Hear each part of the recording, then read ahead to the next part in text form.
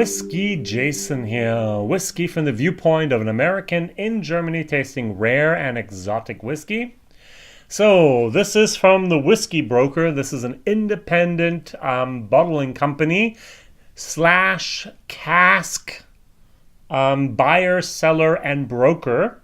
This is a bourbon whiskey, 8 years old, yay. Distilled in Heaven Hill Distillery. Bottle number 246 from 267.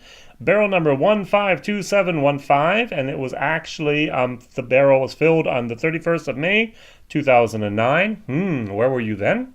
And it was filled on the November 1st, 2017 into the bottles. This is a single cask bottling, non-chilled filtered, no color added, and it may contain small traces of cask sediment. Very, very interesting. 50.2%. Now, we have a little bit of an interesting dilemma here. Now, I bought this bottle at a whiskey auction in England. It cost about, that little thing is always England. Costs about 40 some pounds. I paid a lot of postage with this because it was one of just 2 bottles I actually bought there. And so it's about 69 euros for me, which is about almost $75-80. Now I thought, oh wow, a single cask, Heaven Hill, cask strength, gotta be good. And my first thought was Elijah Craig. Should be almost the same thing. And then I just took out my Elijah Craig 12-year-old, put it against my nice little the Heaven Hill. And if I do this, you notice something. This is almost like a tea, a light tea, and this is like a dark coffee. Now, how could that happen? Is it just the age? No. The 12 years here, this even after 12 years wouldn't even look close to what this looks like. And it has to do with a single factor. The weather. The weather? Now, I live in northern Germany, and the weather in northern Germany is often very similar to the weather up in Scotland. Geographically, we're not that far apart, actually. They're about 100 miles further north than we are if you look at the map, but that's just the way it is.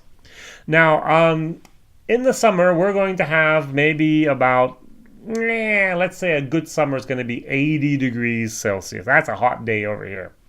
Normally, it's around 70, 72 degrees. And in the evening, it's like 65, 64 during the night. And so we have a very, very small band of temperature differences. And as we hopefully all know, whiskey in the barrel actually, I call it breathes. When you have a very hot weather, it expands, goes into the wood, and when it's cold, it contracts. And if you're in Kentucky, I was in Kentucky last year, you have 106 or 104 degrees. We had 104 degrees in Kentucky in July of 2017. It expands, and during the night it got down to the 70s and it contracted. And it does this every single day in the summer, expands and contracts. Now, what happens here in England, and this barrel was actually stored and matured in England, is that it just expands and contracts maybe a couple times a year. So in the winter it gets colder, maybe only 50 something, and the summer it gets a little bit warmer, Fahrenheit, maybe 80 something. And over months you have the contractions that you'd have here within days. And that's the main element. And I did not think of that when I bought this bottle. I did not research enough, and this was one of my bad buying decisions.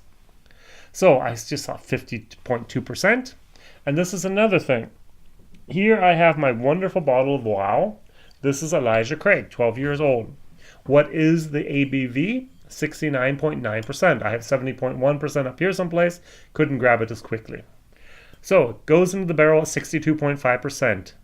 During the summers especially, it loses the water and the alcohol content actually increases from 62.5 all the way up to 69.9%. What happens in England is, hey, it's cold, it's damp, and yet all that water not sucked out of the alcohol is sucked out of the barrels, And it goes from 62.5% all the way down to 50.2%. So we have about an angel share of around 3% per year. In Kentucky, we actually have an angel share of minus 0.4% per year. It actually goes up, which is absolutely crazy. Now, the angel share, they do take away the volume. Now, it does lose alcohol, but it loses quicker, actually, than the water. If you take a look at from Buffalo Trace Antique Collection, for example, the George T. Stagg, you will have barrels that have actually up to 83% angel share loss.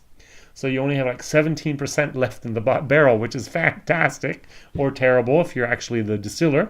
But it makes that whiskey so special.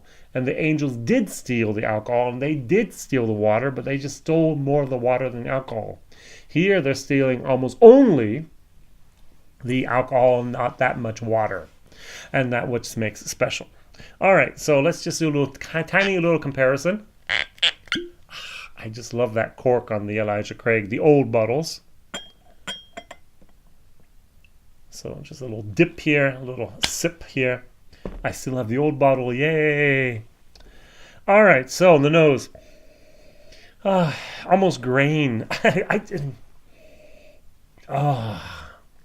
Teak Holz. Teak wood. I'm sorry, Holz is German for wood. I can almost get lost in that nose. It's just a very, very, very special bottle. I just love it. Let's try to get the 12 there. A lot is missing, even though exactly the same basics. 75% corn, 13% rye, 12% malted barley, 8 years matured in England, Scotland, 12 years matured in Kentucky. And it makes a big difference, the weather. The same wood, the same juice, almost the same age. And yet we have two totally different products here. That is really, really, for me, remarkable. So,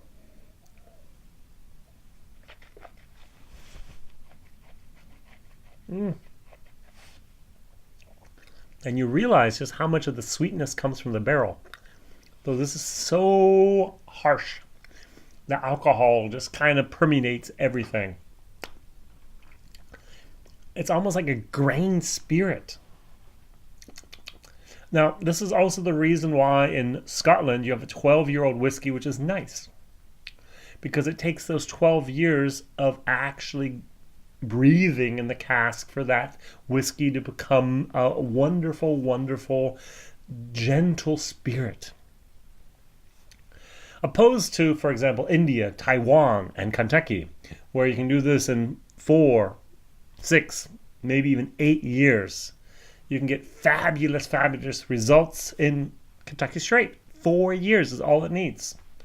But a 4-year-old Scotch whiskey is not going to really cut the mustard unless you take very, very small quarter casks and so on and do a little bit of that wood management magic. So a little bit of the Elijah Craig 12 so I can pamper myself.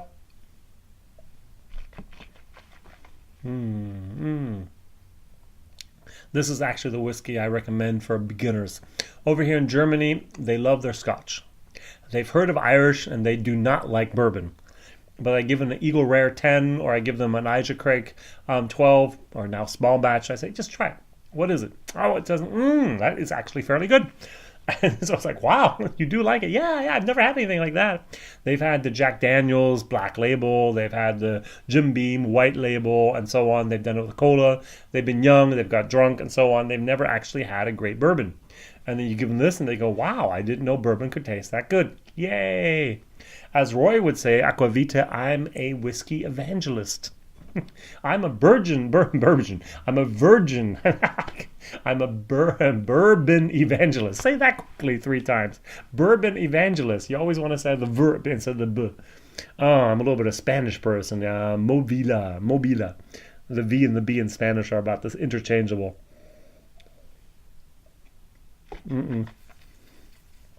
This actually gets a D plus in my book, and it fails for price, for value for price. I really screwed up here. So, Whiskey Broker is a good company. They do buy casks. They do sometimes sell casks. Right now it's almost impossible to find one, but they actually do the bottling for you in Scotland. They actually do a warehouse service. So if you have a cask, you want to put it someplace and let it sit for the next 20 years, why not? And they give you a lot of advice of what should be going on. If they can't sell a cask, they actually or they have bought a cask and couldn't find a seller very quickly, they just bottle themselves and sell it, also in 350 milliliter bottles, as well as 700 or 70 cl bottles. And sometimes you can actually bargain for some fairly nice stuff. I think I saw an Aberlour 12-year-old 700 cl for around £40, which isn't a bad price, to be honest, for cask strength Aberlour. All right, that's always cask strength, no color added, non-chilled filter. They just put it through a nice little grate, get rid of the sediment, and they put it in the bottles. Not very imaginative labels, but it's all about the content. So my question is, have you ever participated in a cask share? What we do in America is we call them shop barrel picks. So the shop picks a barrel and they actually bottle it for the shop, and then they sell it to you. Over here in Europe, I, an individual, can own a cask, and I, as an individual, can actually own part of a cask. And so we actually do, just like we do barrel shares, we also do cask shares. And so I own, I think, about 12, 14 different cask shares, which will be matured and ready to bottle within the next 1 to 14 years. Depends on the share I bought. And this is very, very interesting stuff. There was a video, I hope I actually had it first before this one, where it was a 21-year-old Glenfiddich teaspoon whiskey, which is called Wardhammer. If you actually look at Whiskey Fun or Fun Whiskey, Zage, he actually reviewed a different wart head. Beautiful, beautiful stuff. The bottle goes for €120. I paid, because it was a cask share, I paid €45. Fabulous, fabulous, fabulous thing. So I can highly recommend it. So have you had any experience, especially people in England, Britain, or here over in Europe, with a cask share? All right, thank you very much for watching. Like, subscribe, and tell others about this interesting guy in Germany that makes bad decisions, sometimes buying a bottle, and other times great decisions with the cask shares. Thank you very much. Thumbs up, and see you soon. Bye-bye.